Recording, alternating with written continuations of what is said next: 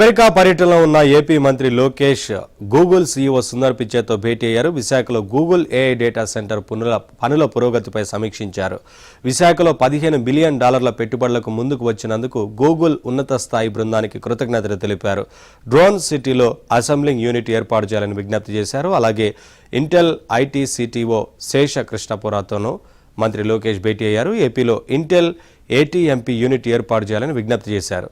ఏపీని creative economy, tourism, digital innovations లో global hub గా తీర్చిదిద్దాలన్నది ప్రభుత్వ లక్ష్యమని మంత్రి లోకేష్ పేర్కొన్నారు. దీనిలో భాగంగా అమరావతిలో ఏఐ ఆధారిత వర్చువల్ స్టూడియోలు, ఏఆర్, విఆర్ థీమ్ పార్కులు ఏర్పాటు చేసి అత్యాధునిక ట్రాన్స్ మీడియా నగరంగా తీర్చిదిద్దాలని భావిస్తున్నామన్నారు. ఈ నేపథ్యంలో గతంలో చేసుకున్న ఒప్పందం మేరకు క్రియేటర్ ల్యాండ్ ప్రాజెక్టు అమరావతిని సాధ్యమైనంత త్వరగా ప్రారంభించాలని creative land Asia founder Sajan Raj Kurup, senior partner ఇయాంగ్ కాపింగ్ ను లోకేష్ కోరారు. అమెరికా పర్యటనలో ఉన్న లోకేష్ శాన్ ఫ్రాన్సిస్కోలో పలువురు పారిశ్రామికవేత్తలతో వరుసగా భేటీ అయ్యారు. లోకేష్ పిలుపుపై స్పందించిన సజన్ రాజ్ కురుప్ ఎంఓయూ మేరకు 24 నెలల్లో ప్రాజెక్టు నిర్మాణ పనులు ప్రారంభిస్తామని తెలిపారు.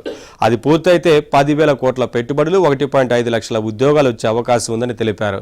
భారతదేశంలో తొలి ట్రాన్స్ మీడియా ఎంటర్టైన్మెంట్ సిటీ క్రియేటర్ ల్యాండ్ను అమరావతిలో ఏర్పాటు చేయడానికి 2024 మే 4న క్రియేటివ్ ల్యాండ్ ఆసియా సంస్థ ఒప్పందం కుదుర్చుకుంది. అమరావతి క్రియేటర్ ల్యాండ్ ప్రాజెక్టులో శిక్షణ, నైపుణ్యాల అభివృద్ధికి క్రియేటివ్ ల్యాండ్ ఆసియాతో కలిసి పనిచేయాలని కాన్వా సంస్థను లోకేష్ ఆహ్వానించారు. ఆ సంస్థ chief customer success officer Rob Giglio, education and public sector విభాగాధిపతి జాసన్ విల్ మాట్తో మంత్రి భేటీ అయ్యారు. ఆస్ట్రేలియాలోని సిడ్నీ కేంద్రంగా పనిచేస్తున్న తమ సంస్థ ప్రపంచవ్యాప్తంగా 190 దేశాల్లో కార్యకలాపాలు నిర్వహిస్తోందని, తమ సంస్థ సీనియర్ ఎగ్జిక్యూటివ్లతో మాట్లాడి ఏపీ ప్రభుత్వ ప్రతిపాదనలపై నిర్ణయం తీసుకుంటామని గిగిలియో తెలిపారు.